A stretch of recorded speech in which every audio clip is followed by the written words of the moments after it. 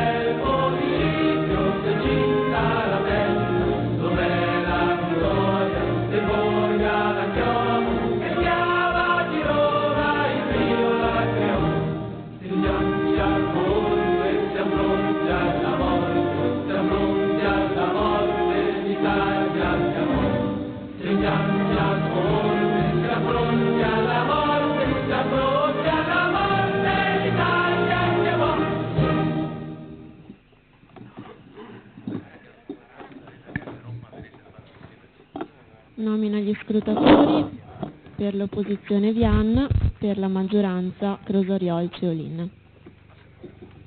Primo punto oggetto. Approvazione del documento unico di programmazione per il triennio 2018-2020, la relazione da parte del Sindaco. Sì, buonasera a tutti. Come ormai i consiglieri comunali sanno, il sistema dei documenti di bilancio si compone da 3 documenti principali: il DUP, lo schema di bilancio, la nota integrativa al bilancio finanziario di previsione. Il DUP sostituisce il piano generale di sviluppo, la relazione previsionale e programmatica, è il documento che contiene l'attività di programmazione attraverso la quale l'amministrazione comunale concorre al perseguimento degli obiettivi di finanza pubblica, rappresenta in sostanza lo strumento che permette l'attività di guida strategica ed operativa dell'ente. Ricordiamo che si compone in 2 sezioni: la sezione strategica, che si sviluppa nelle linee programmatiche di mandato e individua gli indirizzi, ossia le scelte principali che caratterizzano il programma dell'amministrazione da realizzare nel corso del mandato amministrativo, nonché le politiche di mandato che l'ente vuole sviluppare nel raggiungimento delle proprie finalità istituzionali. La sezione operativa contiene la programmazione operativa dell'ente, avendo come riferimento un arco temporale sia annuale che pluriennale. Una novità sempre significativa è quella dello sposamento dei termini di approvazione dei documenti. Il DUP deve essere approvato dal Consiglio entro il 31 luglio dell'anno precedente a quello di programmazione a cui si riferisce, mentre lo schema di bilancio finanziario dovrà essere approvato dalla Giunta e poi sottoposto all'attenzione del Consiglio entro metà di novembre.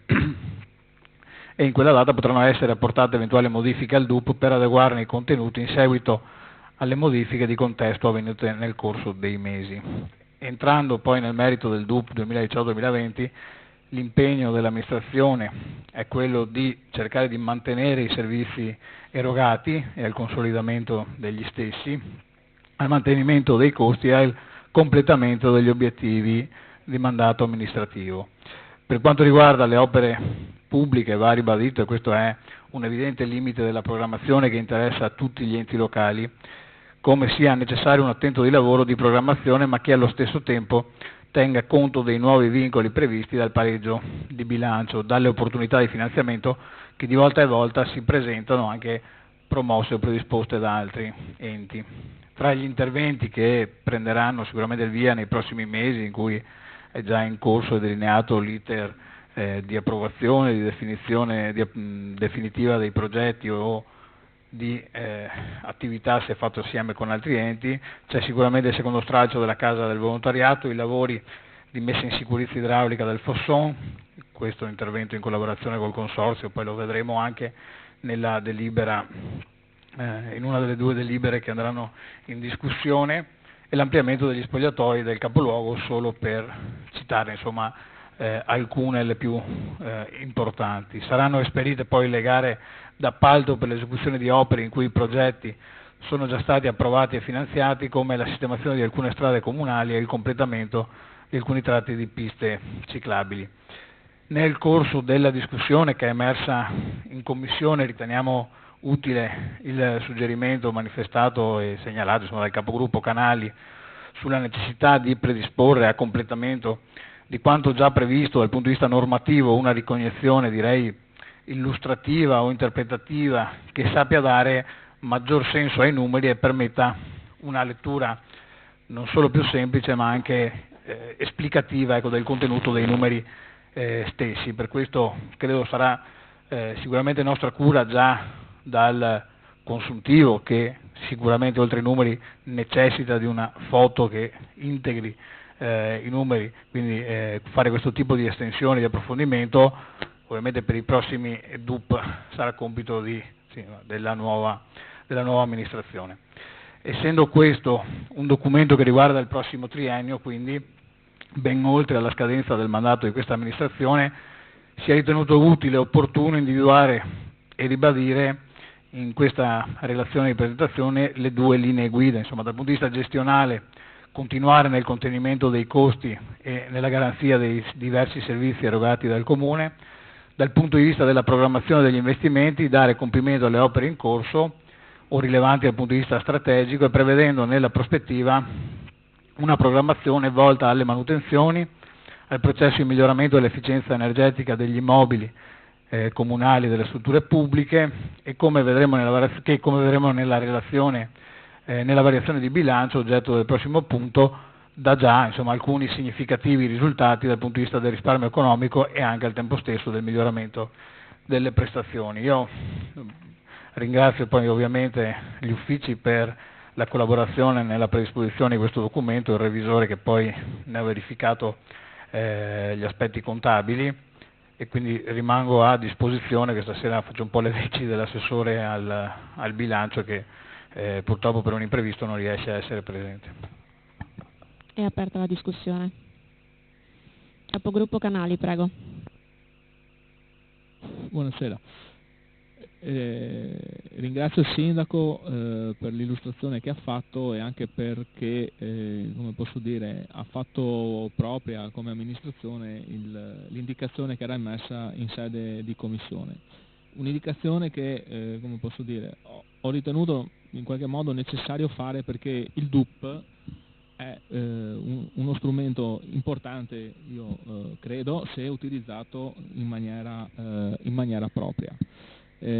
Questo perché? Perché il DUP è un documento di programmazione che in qualche modo racchiude quelli che sono gli obiettivi strategici che ha un'amministrazione comunale nei 3 anni, ivi comprese le linee di mandato, ed è su quello che poi si costruisce un bilancio. Altrimenti il DUP rischia di essere un semplice esercizio e diventare una specie di libro dei sogni, se poi a quel documento io non faccio corrispondere delle vere e proprie azioni che mirano a portare a casa quello che io scrivo in quel documento. Sicuramente è un impegno per gli uffici la prima volta che è stato realizzato, perché bisogna inserire tutte quelle che sono le normali attività amministrative che vengono svolte dall'amministrazione, ma anche quelli che sono poi i progetti.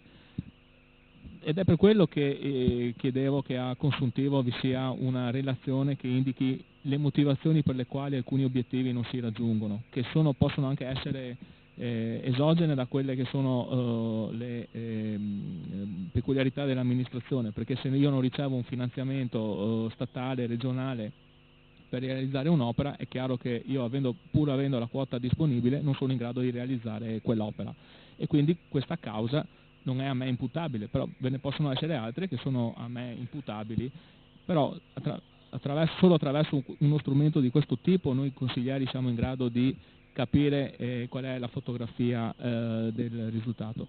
Perché io questo DUP, che è anche abbastanza corposo, non è che l'ho, come posso dire, guardato riga per riga, ma proprio perché ho notato alcune cose, capisco che, come posso dire, rischia di diventare un esercizio che si ripete anno per anno con gli stessi contenuti. E questo lo dico perché ad esempio a pagina 32 leggo che entro il 2017 è prevista la gara per l'affidamento delle reti del gas metano anche per il nostro comune. Siccome siamo a fine ottobre, dubito che entro il 2017 si possa fare questa gara. A pagina 36 sull'ordine pubblico leggo è in corso di realizzazione la nuova caserma dei Carabinieri, è già operativa, e quindi credo che non sia neanche stato ripassato a questo punto di vista, questo DUP, ed ecco perché riesca di essere, come posso dire, ci si rompe le balle, scusate il termine, una volta a farlo e dopodiché ogni anno in ciclo stile lo porto avanti, e quindi perde di significato. Questo DUP così com'è, senza avere gli strumenti per poter verificare intanto se è aggiornato, e ci vogliono gli strumenti per poter monitorare, correggere ed eventualmente adeguare, altrimenti il bilancio viene costruito così, mettendo dentro delle imposte in entrata e in uscita, lo si fa pareggiare e dopodiché in corso d'anno facciamo tutte le variazioni necessarie, così come si fa in questa amministrazione, che a ogni consiglio comunale si fa una variazione.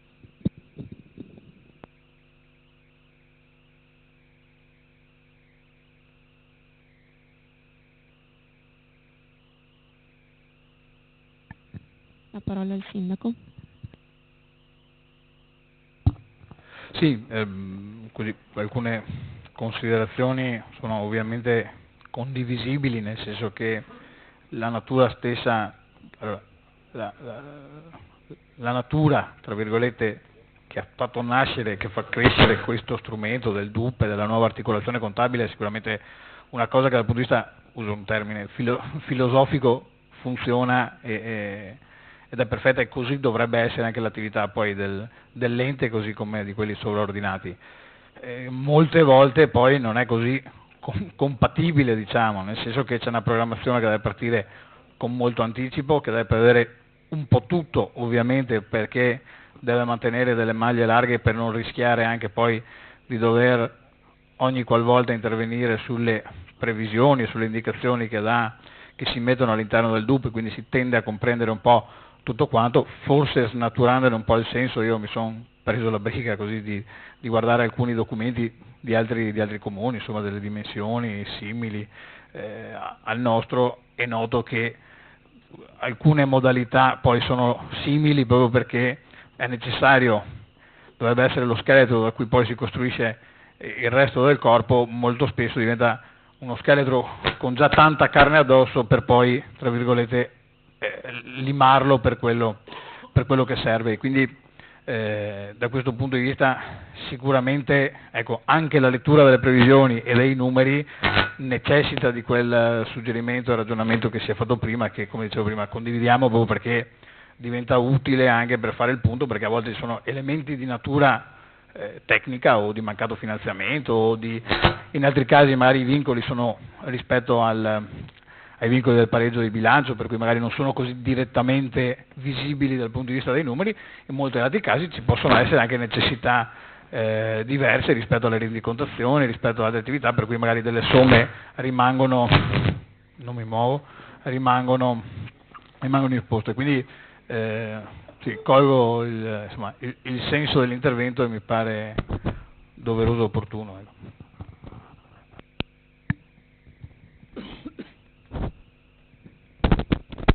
Bene, passiamo alla votazione allora. Voti favorevoli? 11 voti favorevoli, contrari? Nessun contrario, astenuti? 3 astenuti, il Consiglio approva. Secondo punto è l'ordine del giorno, variazione di bilancio al bilancio di previsione 2017-2019, la relazione al Sindaco. No. Okay. La relazione al Sindaco. Sì, allora la variazione di bilancio oggetto dell'approvazione riguarda principalmente il finanziamento e l'estinzione anticipata di alcuni mutui, 3 nello specifico, contratti con Cassa Depositi e Prestiti, che poi successivamente con la delibera che troveremo più avanti ci consentirà un risparmio di spesa nei prossimi anni di circa 82.000 euro per esercizio. Per procedere all'estinzione occorre rimborsare quota capitale per 828.000 euro e versare un indennizzo per l'estinzione anticipata degli stessi di 163.000 euro. Queste spese sono finanziate mediante l'applicazione di parte dell'avanzo di amministrazione non vincolato per il rimborso della quota capitale e del contributo dallo Stato, ricevuto dallo Stato per l'estinzione anticipata dei mutui, pari a 162.800 euro, che di fatto copre praticamente tutta la parte di indennizzo che va pagata. Un'altra variazione significativa all'interno di questa proposta è quella che riguarda l'accordo di programma con il Consorzio di bonifica sulle modalità di esecuzione dei lavori di sistemazione idraulica del Fosson. Tali lavori, previsti in bilancio per 300.000 euro, verranno effettuati direttamente dal Consorzio, al quale il Comune trasferirà i fondi necessari entro la fine del 2017. Questo comporta sostanzialmente una riduzione del fondo pluriennale vincolato in spesa di 250.000 euro nell'esercizio 2017 e 50.000 nell'esercizio 2018 e in entrata nell'esercizio del 2018. L'ultima, diciamo, di queste 3 variazioni significativi dal punto di vista dell'importo è quella di 200.000 euro in entrata e spesa per la costituzione di un deposito bancario in spesa e in entrata di un capitolo per le somme destinate a essere prelevate da tale deposito per consentire la contabilizzazione dell'operazione di devoluzione di una quota di 200.000 euro del mutuo originariamente destinato al cimitero della Salute per finanziare il secondo stralcio della Casa del Volontariato a seguito del perfezionamento della stessa. La variazione registra anche altre richieste di incremento di spese correnti e in conto capitale da parte del dirigente o dei singoli responsabili di servizio, che vengono generalmente finanziate mediante la riduzione di altre spese. Tra le più significative c'è la previsione di spesa di 20.500 euro in conto capitale per progettazioni riguardanti il piano di illuminazione pubblica, 9.000 euro per potature di alberi, perché la spesa solitamente stanziata, quindi che era prevista in bilancio, di fatto è stata utilizzata per fronteggiare i danni del maltempo di metà agosto, e di 5.300 euro per spese riguardanti alcuni atti notarili. Tali maggiori spese, insieme ad altre di minore entità, vengono finanziate dalla riduzione di 40.000 euro della spesa per l'illuminazione pubblica. Con riferimento all'ambito scolastico e socioculturale viene previsto in bilancio il finanziamento del progetto per l'inserimento lavorativo di soggetti disoccupati privi di tutele, che è cofinanziato, è un progetto regionale a cui abbiamo aderito insieme ad altri comuni, che implica una maggior spesa di 6.100 euro per il 2017 e di 24.384 per il 2018, finanziata dal contributo regionale. Tra le altre variazioni richieste dal responsabile del servizio si segnala l'acquisto di attrezzature per le mense scolastiche di 5.000 euro, per le stoviglie e i pentolini dedicati al servizio dei pasti del SAD, del servizio di assistenza domiciliare, e di 7.800 euro per la pubblicazione del libro San Stino nella Grande Guerra 2015-2018, nonché la previsione di 8.750 euro del contributo per le famiglie numerose finanziato dalla Regione. Il responsabile del servizio propone inoltre altre variazioni minori riguardanti maggiori spese per interventi a favore delle famiglie affidatarie per minori, per le presentazioni teatrali, l'energia elettrica della scuola primaria di Corbolone, il contratto d'opera per le ausiliarie della Sacro Cuore. Tali maggiori spese sono finanziate dalla maggiore entrata di 19.000 euro per il concorso alle spese di ricovero di assistiti dal Comune, e dalla riduzione di spese correnti riguardanti l'acquisto per il materiale di pulizia per le scuole, la fornitura di pasti ed errate per le mense scolastiche e le rette per minori in istituto, con una minore spesa di 20.000 euro per la fuoriuscita di minori non accompagnati che erano in strutture, per cui erano previsti i soldi fino alla fine di quest'anno in bilancio e non essendo più in struttura ovviamente si libera c'è questa minore spesa. Sempre per quanto riguarda le spese correnti si registra da parte del responsabile del Servizio Affari Generali e Demografico una richiesta di integrazione di fondi relativi alla sicurezza del sistema informatico per l'attivazione di un nuovo servizio che consenta all'ente di conformarsi alla normativa europea in materia di privacy e sicurezza dei dati informatici di 4.750 euro nel 2017 e di 6.750 euro nel 2018 ed inoltre un incremento di 3.250 euro per la manutenzione del centralino telefonico della sede per alcuni interventi di aggiornamento e di miglioria dello stesso. In occasione della variazione è stata effettuata una verifica complessiva dell'andamento delle entrate correnti che ha portato ad un aggiustamento complessivo delle stesse, sia in aumento che in diminuzione. Anche qui si segnalano importi più significativi, una minore entrata di 9.000 euro relativa al Fondo Nazionale Accoglienza dei Minori Stranieri Non Accompagnati, per la diminuzione del numero di minori in carico, la riduzione di spese dei 20.000 di cui si diceva prima e quindi non essendoci più la presenza dei minori c'è anche una previsione di riduzione di quella che è la compartecipazione da parte del Fondo Nazionale per questo tipo di spese, una minore entrata di 10.200 euro a seguito della rinegoziazione dei canoni di locazione destinati per le aree che vengono affittate ai gestori dei ripetitori telefonici, una minore entrata di 5.000 euro per i diritti di segreteria delle concessioni urbanistiche, 20.000 euro in meno relativi ai proventi delle mense scolastiche, questi ovviamente parametrati rispetto alle iscrizioni e alle tipologie di aggiornamento dell'orario scolastico, la maggiore entrata di 8.000 euro per i proventi da concessioni di loculi cimiteriali e una maggiore entrata di 7.000 euro per le sanzioni in materia urbanistica e di 6.000 per violazioni di altre norme. Queste modifiche sono tutte conseguenti a verifiche e accertamenti rispetto a quanto già accertato. Si registra poi una minore spesa di 10.000 euro per imposte e tasse relative al patrimonio a seguito della riduzione rispetto alla spesa storica del contributo per il consorzio di bonifica. Complessivamente la variazione prevede per il 2017 maggiori entrate e spese per 1.223.000 euro e una variazione netta negativa di 25.000 euro nel 2018. Se ci sono domande. È aperta la discussione.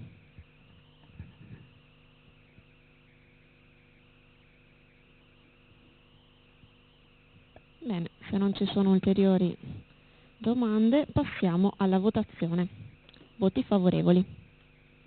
11 voti favorevoli, contrari, nessun contrario, astenuti. 3 astenuti, il Consiglio approva. Immediata eseguibilità, voti favorevoli. 11 voti favorevoli, contrari, nessun contrario, astenuti. 3 astenuti, il Consiglio approva l'immediata eseguibilità. Terzo punto. Ratifica della deliberazione della Giunta Comunale numero 161 del 28 settembre 2017 ad oggetto variazione al bilancio di previsione 2017-2019 ai sensi dell'articolo 175,4 del decreto legislativo 267 del 2000. La relazione al Sindaco. Sì, qui la relazione è più breve di quella di prima sicuramente. Allora, l'urgenza della delibera di giunta con questa variazione di bilancio che viene sottoposta alla ratifica del Consiglio nasce dalla necessità di iscrivere a bilancio un contributo di 9.800 euro comunicatoci dalla Regione Veneto alla fine di settembre per opere di miglioria che riguardavano una richiesta di contributo che avevamo fatto per l'impianto sportivo del capoluogo che prevedeva un confinanziamento da parte nostra di 10.200 euro, di 9.800 come dicevo il contributo a cui abbiamo avuto accesso per quindi circa 20.000 euro di intervento che poi andrà rendicontato entro la metà di novembre, entro il 10 novembre e quindi c'era questa necessità di avviare tutto l'iter e quindi di prevedere le singole poste di bilancio. Oltre a questo intervento si è reso poi necessario modificare la fonte di finanziamento della spesa di 40.000 euro per l'affidamento dell'incarico di progettazione architettonica esecutiva, di direzione lavori e di progettazione architettonica esecutiva e di predisposizione della documentazione inerente alla richiesta di finanziamento relativa al contributo delle opere di qualificazione illuminotecnica dell'itinerario Giralivenza, di cui il nostro comune è risultato beneficiario, per il quale si rende necessario inoltrare la domanda di aiuto alla VEPA entro il prossimo 31 ottobre. Detto incarico era precedentemente finanziato a contributi per permessi a costruire, che però non si sono realizzati. Sempre nella delibera, per assicurare la copertura dei 2 interventi di cui sopra, si sono andate a utilizzare la parte delle risorse derivanti dall'alienazione di aree e disponibilità in bilancio che precedentemente finanziavano l'opera di riqualificazione di via Papa Giovanni XXIII dell'importo di 120.000 euro, finanziata da 68.000 euro da contributi per permessi a costruire e per 52.000 euro da introiti derivanti dall'alienazione di aree, che viene di conseguenza tolta da questo bilancio. Infine vengono introdotte alcune spese correnti che si rendeva necessario finanziare con urgenza, in particolare la spesa per l'agio del concessionario per la riscossione delle entrate per un importo di 20.000 euro, per la formazione di personale dipendente di 1.200 euro, per la formazione obbligatoria anticorruzione ed infine un incremento del fondo di riserva di 7.600 euro. La maggior spesa complessiva di 28.100 euro è finanziata da una maggiore entrata di pari importo per maggiori trasferimenti correnti dallo Stato. Questo è il contenuto della delibera che è stata approvata dalla Giunta. È aperta la discussione. Capogruppo Canali, prego. È solo per un chiarimento tecnico. Quanti giorni sono previsti per la ratifica in Consiglio Comunale di una delibera approvata dalla Giunta in materia di 70 giorni? 60? Credevo fossero 20.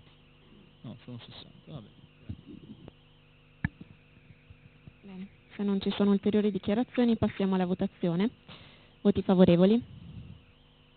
12 voti favorevoli, contrari?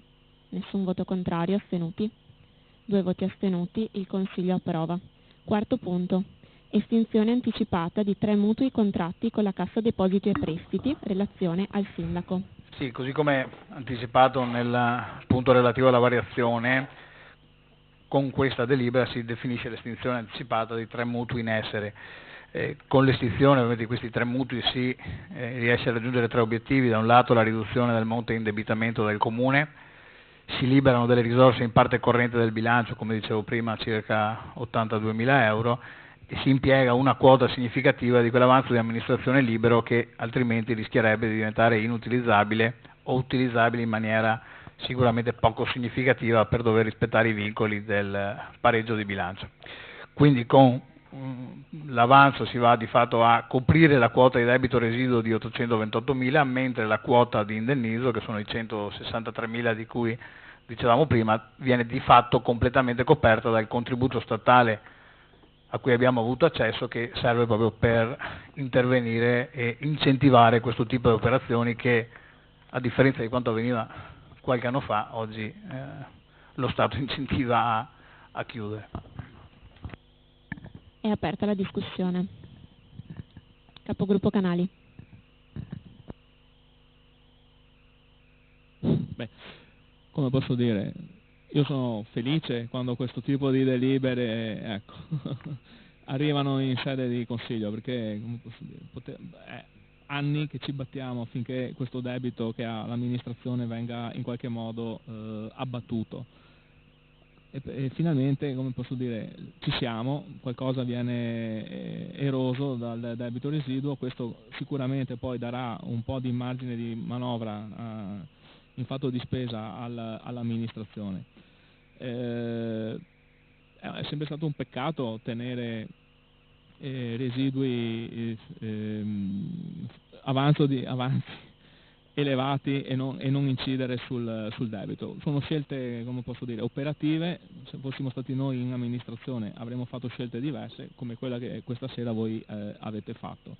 Come posso dire, speriamo che sia la prima di una serie come nostro auspicio. Ho sentito già dei brusii e quindi, come posso dire, la campana fa din e fa anche a don.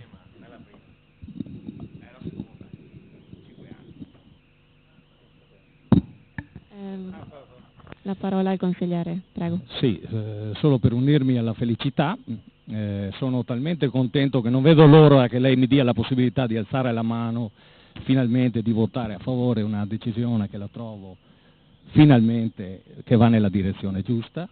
Spesso e volentieri ne abbiamo discusso e non siamo venuti a capo di niente. Pensare che da stasera i cittadini statunesi, da qua al fine del 2017, avranno sul groppone meno soldi di debito è solo una grande soddisfazione.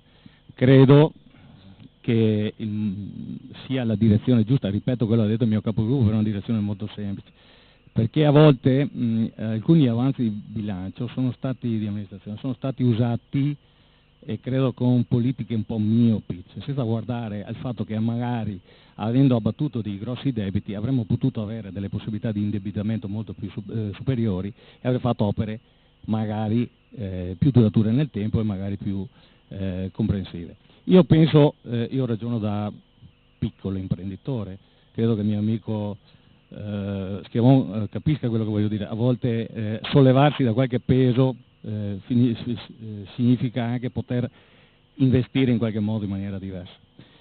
Credo che non voglio allungarmi proprio perché ho una voglia tremenda di alzare sta mano con la speranza di certificare finalmente la chiusura dei debiti. Grazie. La parola al sindaco. Sì. Poi, per l'occasione puoi anche alzare due mani. A parte le battute, no, vabbè, allora questo, l'indebitamento, il fatto che il Comune contrae mutui, ecco, è ovviamente stato nel tempo finalizzato sempre a interventi. Questi 3 mutui che andiamo a estinguere sono stati messi in essere per la realizzazione del centro anziani, di interventi sulla scuola media Toniolo, per finanziare l'intervento del cimitero della salute, che poi è stato finanziato in altri modi, e quelle risorse oggi vengono utilizzate per altri tipi di interventi. E quindi il debito fine a se stesso non ha senso, ma sono sempre stati debiti che hanno permesso la realizzazione di interventi o di opere, partendo dal presupposto delle disponibilità ovviamente dell'ente. Anche, è già successo un'altra volta, questa è la seconda volta che andiamo, e anche l'anno scorso noi sistematicamente abbiamo cercato di attingere, perché se è utile l'avanzo per la parte, diciamo, di debito residuo, poi c'è la quota di indennizzo che va pagata, lo Stato mette a disposizione questo fondo. Abbiamo provato anche l'anno scorso, ma la quota di contributo che c'era stata data era poco più di 20.000 euro, credo, qualcosa di questo tipo, e quindi rimaneva comunque una fetta importante di spesa da dover togliere, diciamo, da quello che poteva essere impegnato. Quest'anno abbiamo colto appieno l'opportunità e fortunatamente la copre praticamente interamente, e quindi insomma, la volontà di ridurre il peso dei mutui, il peso dell'indebitamento per liberare risorse, ovviamente è un atteggiamento che sì, condividiamo, insomma, che quando sono create le condizioni positive per farlo, ovviamente si è cercato di mettere in atto. Bene, se non ci sono ulteriori discussioni in merito, passiamo alla votazione. Voti favorevoli. Il Consiglio approva all'unanimità. Votazione per l'immediata eseguibilità. Voti favorevoli. Il Consiglio approva l'immediata eseguibilità all'unanimità. No, non è il caso. Non è assolutamente il caso, grazie. Quinto punto. Programma di sviluppo rurale per il Veneto 2014-2020, misura 19, sviluppo locale leader del PSR 2014-2020, progetti chiave del programma di sviluppo locale, punti superfici linee per l'intervento programma di informazione pro commercializzazione dei territori rurali della Venezia orientale, approvazione della convenzione per la regolamentazione del rapporto tra i comuni dell'ambito territoriale designato e il comune di Jesolo. La parola al sindaco. Sì, vabbè, intanto ringrazio anche la disponibilità, perché questo punto è stato inserito all'ultima ora, insomma l'ho anticipato in commissione, visto che era arrivata qualche giorno prima questa necessità di approvazione entro il 30 del mese, data che probabilmente verrà spostata a fine novembre, ma già che c'era la contestualità e ne avevamo accennato un po' in commissione, abbiamo ritenuto di inserirlo comunque all'ordine del giorno. Si tratta di che cosa? Il Vegal, attraverso il progetto chiave itinerari, così come specificato insomma, nell'ambito del PSL, del piano di sviluppo locale, ha definito una serie di interventi e di formule di attuazione dei progetti strategici rientranti nella misura 751 con la formula del bando a regia gale, quindi dove c'è la regia rispetto al sviluppo delle attività, che sono finalizzate alla realizzazione di infrastrutture di piccola scala ricreative e di informazione turistica. Queste sono aree di intervento già definite nell'ambito del BSL, di informazione e promo commercializzazione e di riqualificazione del patrimonio culturale rurale, di itinerari esistenti localizzati nei comuni interessati già dagli itinerari cicloturistici lungo le vie d'acqua denominati Gira Livenza, Gira Tagliamento, Gira Laguna e il Gira Lemine. Noi come Comune di Sastino siamo coinvolti in 3 di queste iniziative. La prima, che è attraverso il programma di informazione e promo commercializzazione dell'itinerario Gira Livenza, dove c'è la convenzione col Comune di Torre di Mosto capofila, e tale progetto riguarda noi, Torre di Mosto, come dicevo, Annone Veneto, Pramaggiore, Ceggia e Caorle, che è già stato approvato, è quel progetto che avevamo discusso nell'altro Consiglio Comunale, 100.000 euro finanziati al 100% più IVA, con l'IVA a carico dei comuni aderenti. La seconda di queste 3 iniziative è quella dell'approvazione del progetto di qualificazione dell'itinerario Gira Livenza, che riguarda solo Sastino e interessa l'illuminazione del ponte recuperato, della passerella ciclopedonale sul ponte della provincia e della rampa, e la realizzazione di una piazzola per camper, per un paio di camper nel parcheggetto a ridosso dello stadio, e il completamento e l'arredamento del centro di informazione del Museo dell'Avifauna al Bosco, per un importo di 140.000 euro che è stato finanziato con 100.000 euro. La terza, ho fatto un po' sta cronistoria perché altrimenti penso sia anche un po' complicato non solo per i consiglieri ma anche a volte per me e anche per gli altri amministratori, perché tra linee guida, tra piani di sviluppo rurale, locale, sigle, attività, poi a volte è anche opportuno fare il punto della situazione. La terza di queste iniziative, che è quella di cui è oggetto la delibera di questa sera, riguarda i comuni di Annone, Caorle, Cavallino, Ceggia, Cinto, Concordia, Eraclea, Fossalta di Portogruaro, Gruaro, Jesolo, Portogruaro, Pramaggiore, San Michele, Teglio Veneto e Torre di Mosto, e il comune di Jesolo è il comune capofila. Anche questo progetto riguarda un programma di informazione e commercializzazione dei territori rurali della Venezia orientale, e in particolare, come avete visto nella descrizione che c'è all'interno della convenzione, si occupa e si pone l'obiettivo di sviluppare delle azioni e degli strumenti informativi per promuovere la conoscenza dei territori rurali della Venezia orientale, rivolto in primis verso gli operatori turistici e i potenziali turisti, perché ovviamente il nostro è un territorio che insomma, può molto ricevere dalla costa, che ovviamente è una delle mete di attrazione principali non solo per il nostro territorio ma per tutta Italia.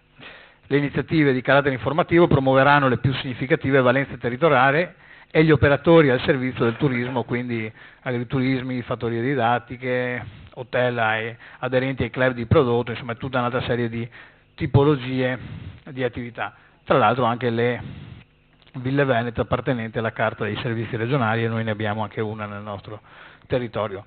L'importo di questo progetto per tutti i comuni di cui ho citato è 200.000 euro, finanziato al 100% da questo fondo di sviluppo locale, ovviamente anche in questo caso con l'IVA a carico dei comuni aderenti, e quindi nel caso di Sastino la quota che è stabilita in base al numero di abitanti è di 17.000 e poco più di contributo e 3.600 euro di quota di IVA che rimane a nostro carico. È aperta la discussione. Capogruppo Canali, prego. Grazie.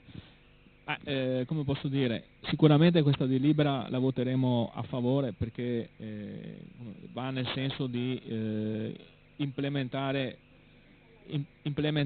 il turismo. Noto però una cosa, che in un certo senso può anche essere ovvia, ma ovvia non dovrebbe essere. Allora, tutte le amministrazioni comunali, quando c'è da far squadra per attingere a fondi europei, riescono a fare squadra, perché c'è la possibilità di attingere fondi. Poi quando invece si tratta di turismo, quello annuale che viene nelle nostre spiagge e che deve essere, come posso dire, non solo patrimonio di Bibione, di Caorle, di Eraclea e di Esolo, ma tutto l'entroterra sarebbe felice di poter in qualche modo attingere a quel turismo anche in piccole parti per far conoscere loro la nostra natura, i nostri prodotti enogastronomici. Non si riesce a far squadra da questo punto di vista. E come posso dire, allora non ci sono più le APT, ci sono, se non ricordo male, le ODG,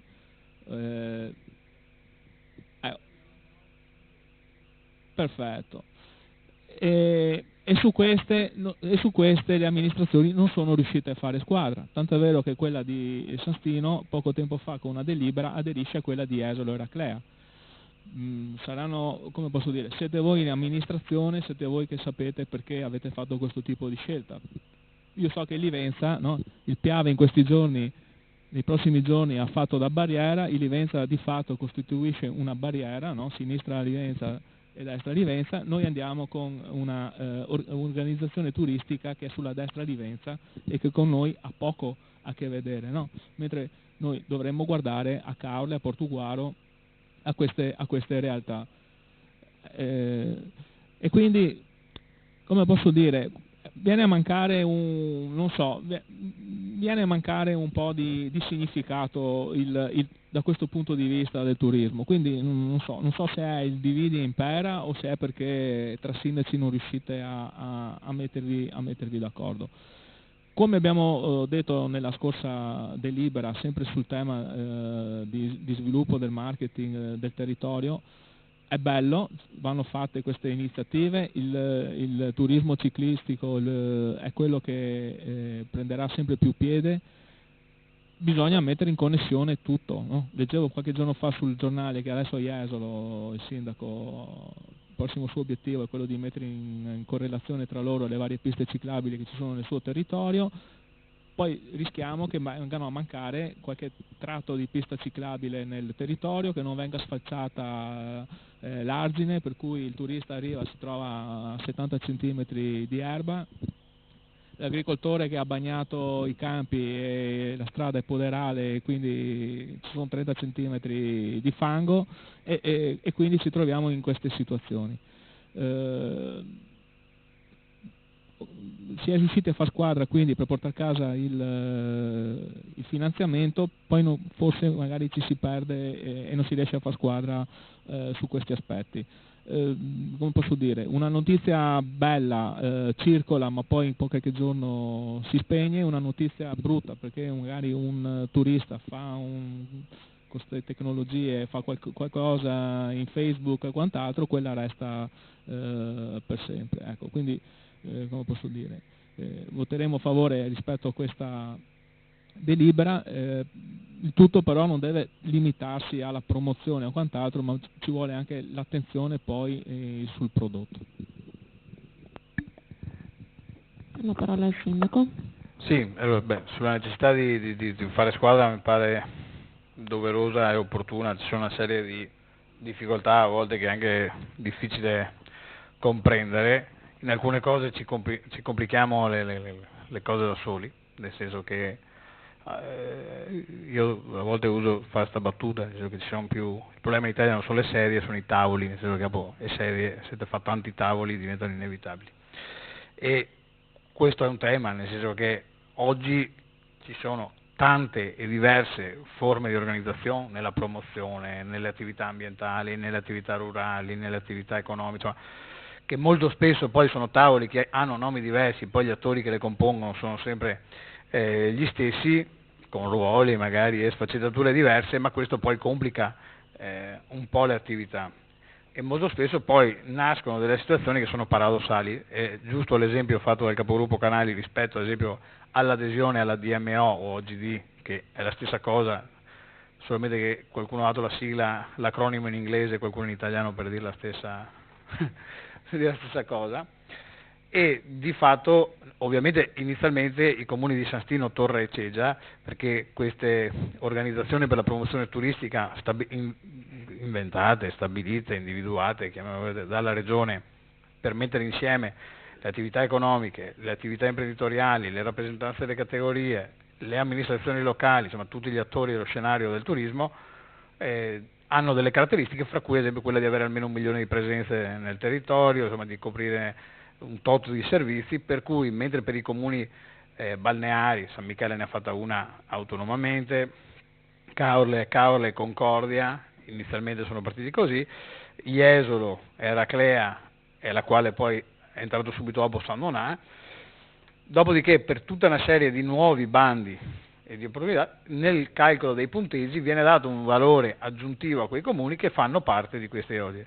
Quindi ovviamente inizialmente subito, ad esempio per tutte le attività del Gira Livenza, il comune di Torre, noi e Ceggia abbiamo dato una lettera all'amministrazione di Caorle chiedendo di essere annessi alla DMO di Caorle, perché era naturalmente quella più, e anche Portogruaro tra l'altro, quindi tutti i comuni, perché poi c'è da essere la continuità territoriale, una serie di questioni.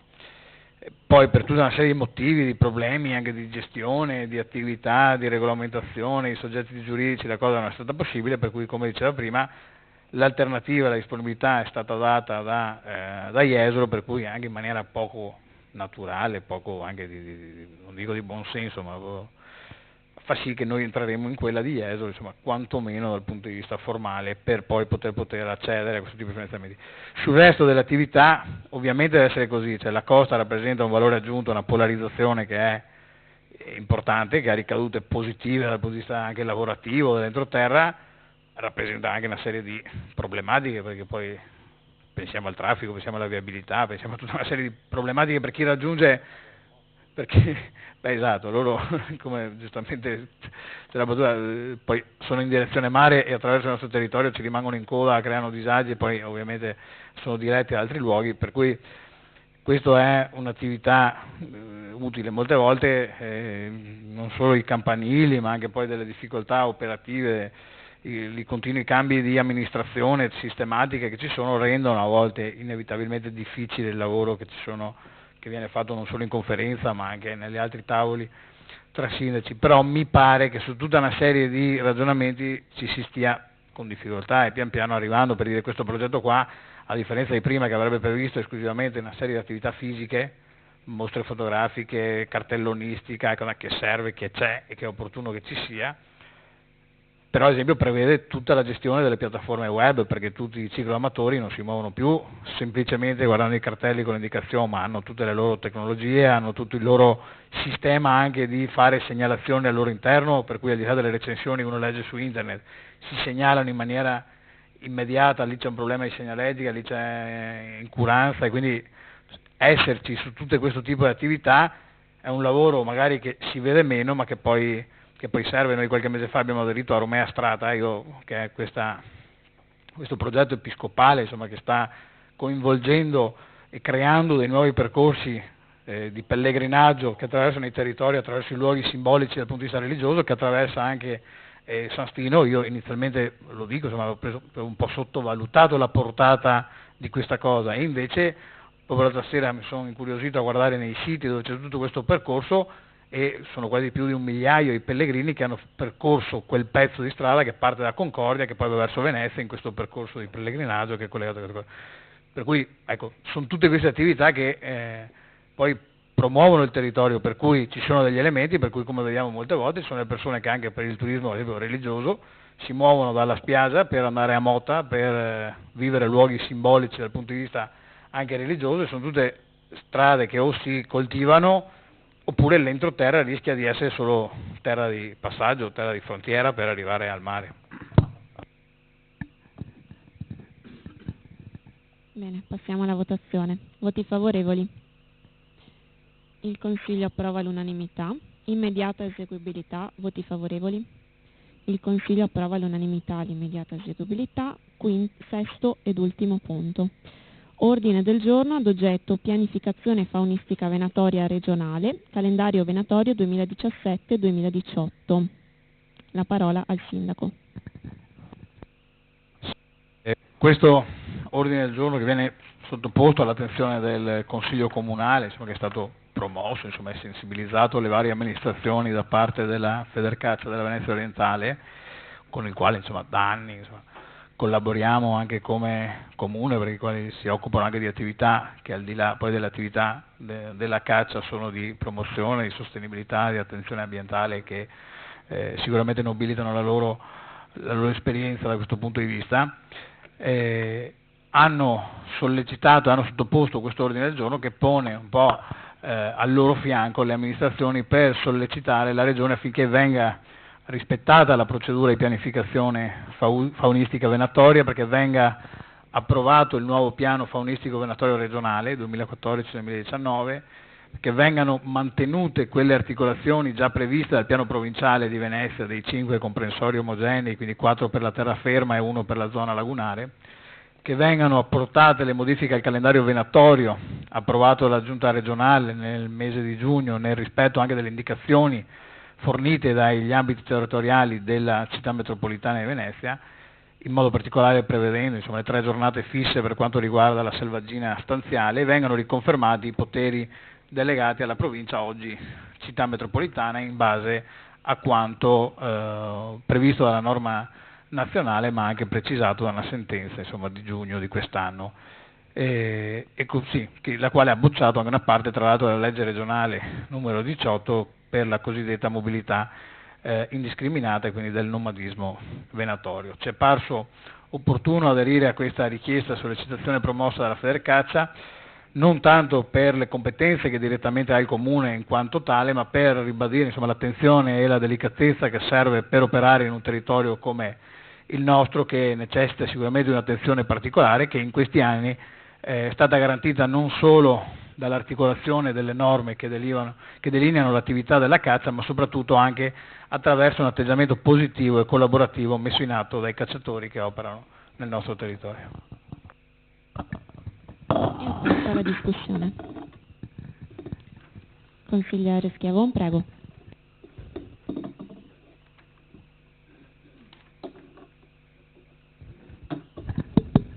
Buonasera, volevo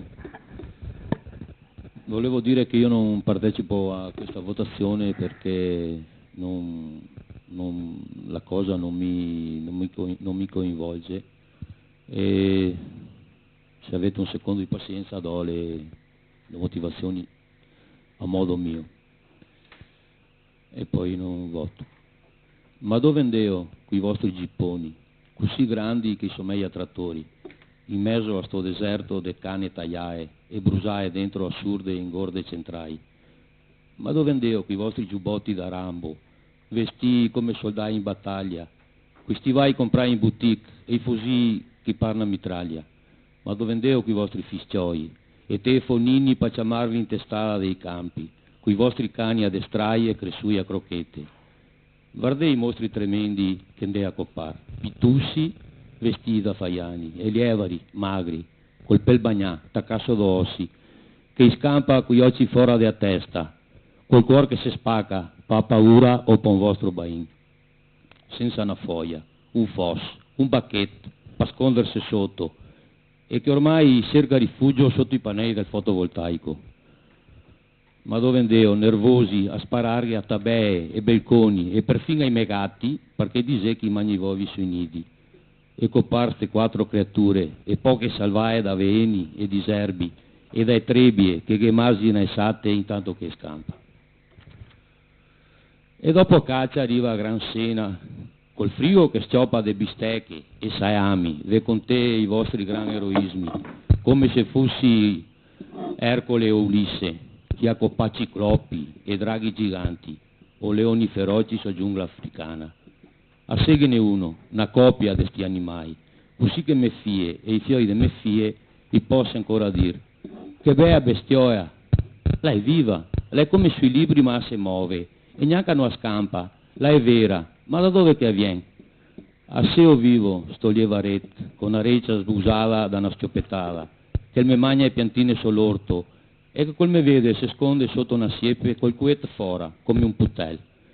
Ma dove andeo, a se occorre in pace, gli manco questo, non steco parlo, le così piccinin, le così bel. Ah, le domande un piacere, non ste piccia amar lo sport. Grazie. Capogruppo Vian, prego.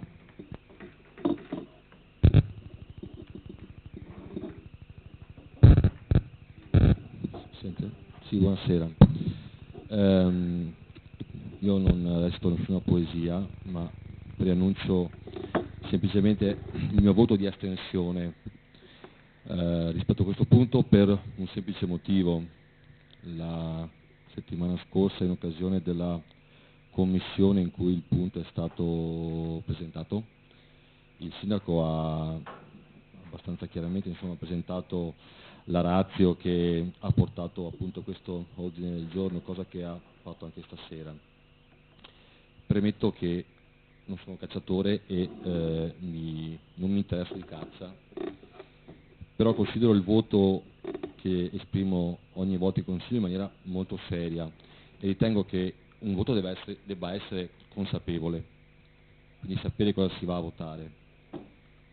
E quindi senza schierarmi per favore o contro, semplicemente questa è una materia che non conosco, anche se in questi giorni ho provato a sentire un po' altre campane, cosa che è sempre esercizio sempre opportuno quando ci si vuole fare un'idea obiettiva di un argomento che non si conosce in maniera approfondita.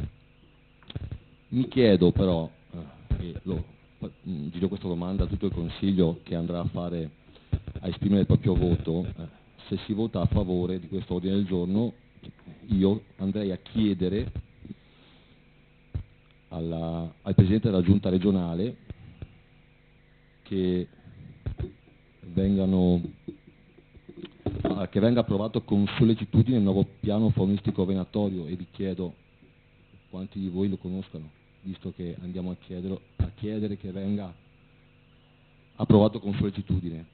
Se voi come me non lo conoscete, non riesco a capire come possiate votare un ordine del giorno di questo tenore.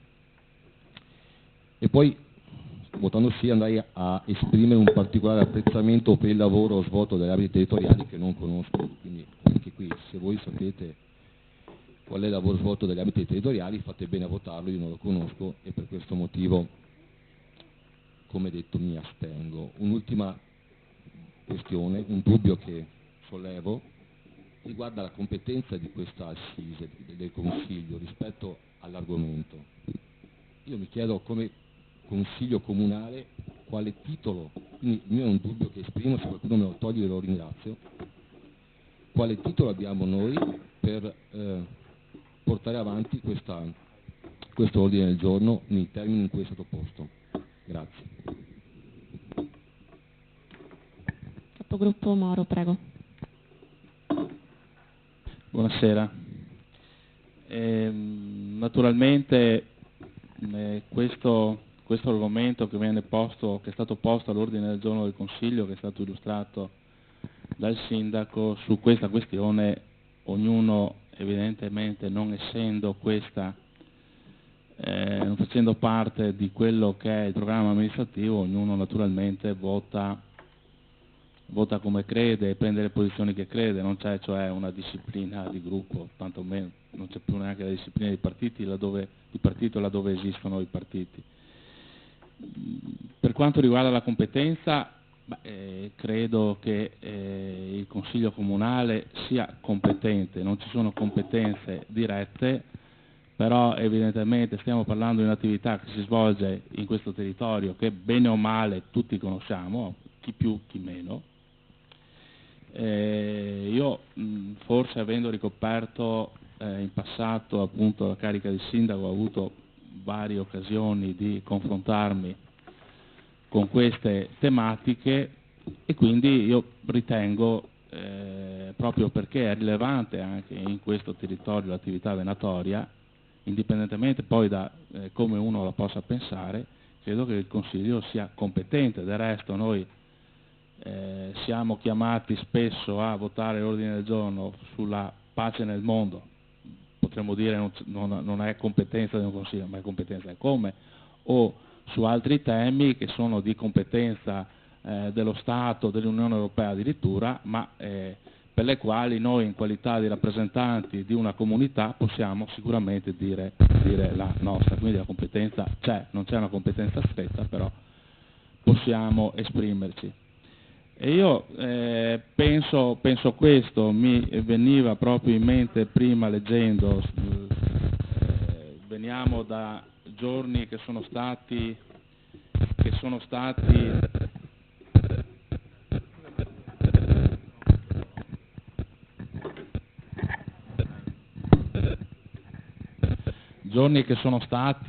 come dire, molto impegnativi anche per quanto riguarda la questione.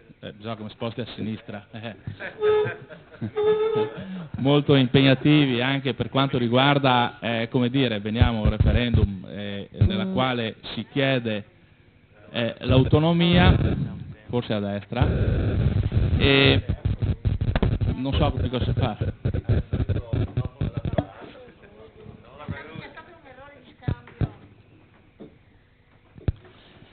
E come dire, e noi siamo a sollecitare un ordine del giorno che va nel senso federalista, se mi passate il termine, o di un'autonomia legata ai territori, perché siamo tutti federalisti, tutti quanti chiedono competenze, però quando uno le ha fa fatica a delegarle, fa fatica a riconoscerle a coloro i quali, come in questo caso le province, no? E parlo della regione naturalmente, fa fatica a riconoscerla a coloro i quali, come dire, sono delegati, hanno le competenze previste da una legge nazionale. Guarda caso, quindi qua si sta rovesciando il mondo. Per cui, dico, al di là di quello, di come la si pensi, per fortuna poi, lo diceva il sindaco prima,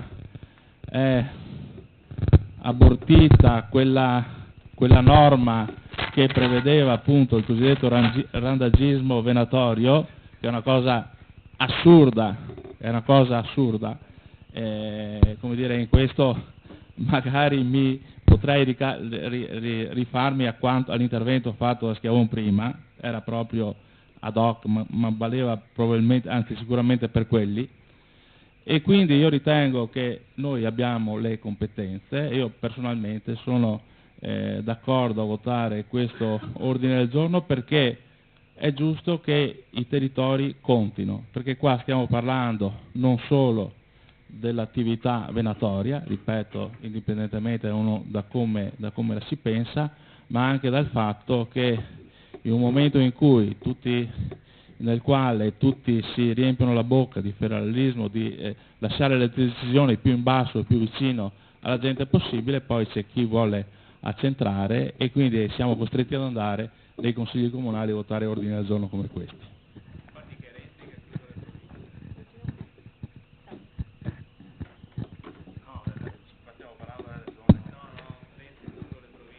Prego consiglieri, prego, è il momento della votazione, se non ci sono altri interventi.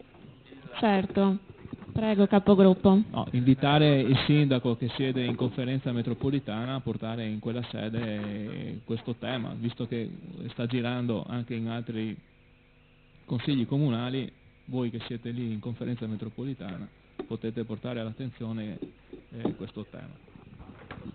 La parola al sindaco.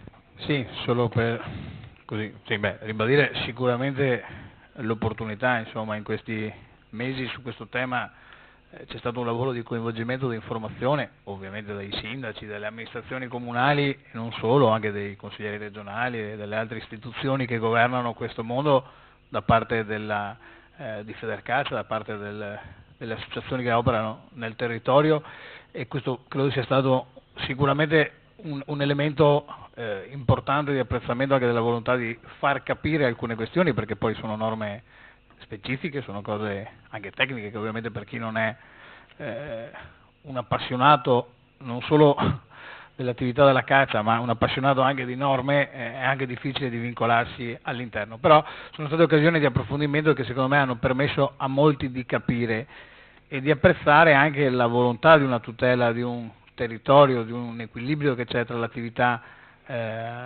svolta dai cacciatori, che sono poi il valore aggiunto, nel senso che noi l'abbiamo visto negli anni, nei mesi, soprattutto l'aspetto della gestione, ad esempio delle squadre per la presenza delle nutrie, poi elemento sconvolto da una serie di normative entrate in vigore successivamente, con uno spirito collaborativo di tutela, di segnalazione, di scelta negli operatori che poi andavano ad essere delegati a poter intervenire. Lo vediamo in una serie di attività che fanno anche nel nostro territorio ogni anno con le opere, gli interventi di pulizia, di tutela ambientale che fanno a San Stino il gruppo dei cacciatori sanstinesi, ma assieme a quelli di Annone, e così in tante altre zone del territorio gestiscono delle aree naturali, cosa credo forse più unica che rara all'interno del territorio. Questo credo sia tutti elementi per cui ci pare opportuno anche scrivere di esprimere un apprezzamento per il lavoro degli ambiti all'interno del nostro territorio.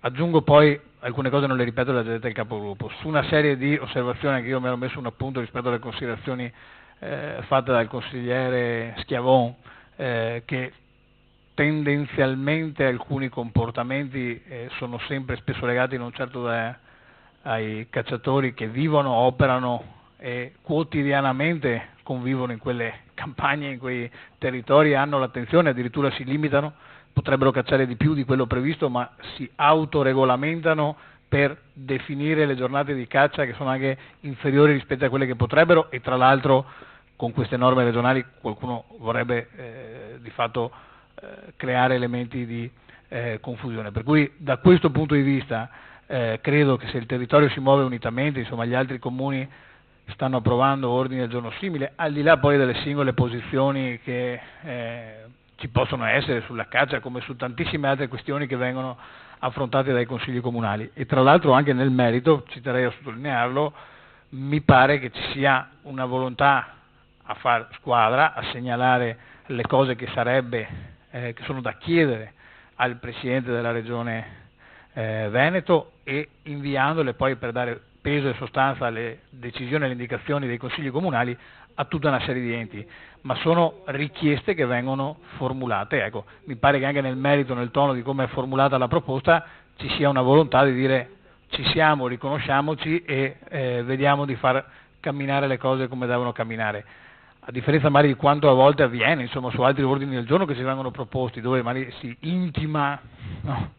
Mi ricordo qualche settimana fa, adesso l'abbiamo definito e chiarito, insomma credo nei prossimi giorni andremo a approvarlo, una proposta di delibera fatta dalla Coldiretti rispetto al CETA, che abbiamo detto o la riformulata in un'altra maniera, che la Giunta Comunale di San Stino intimi al governo di non firmare trattati internazionali o cose del genere, mi pareva insomma un po' eccessivo rispetto anche al ruolo di rappresentanza che può avere la Giunta Comunale di un comune, per cui scrivendo le cose in una maniera propositiva come viene fatto in questa occasione, io credo che ci sia, per questo che abbiamo raccolto positivamente l'invito, la segnalazione che è stata fatta, proprio perché abbiamo visto la seria volontà di un percorso di coinvolgimento che mi pare che in questi anni abbia, come dice, e io posso dirlo per il nostro territorio con certezza, apprezzato, e credo che, visto ce ne sono più di qualcuno in sala, se qualcuno tra virgolette avesse voglia nei prossimi mesi di condividere con loro qualcuna delle iniziative o delle attività che fanno, credo che più che volentieri sarebbero disposti a mostrare il loro modo di operare, perché è sicuramente positivo e attento da questi punti di vista.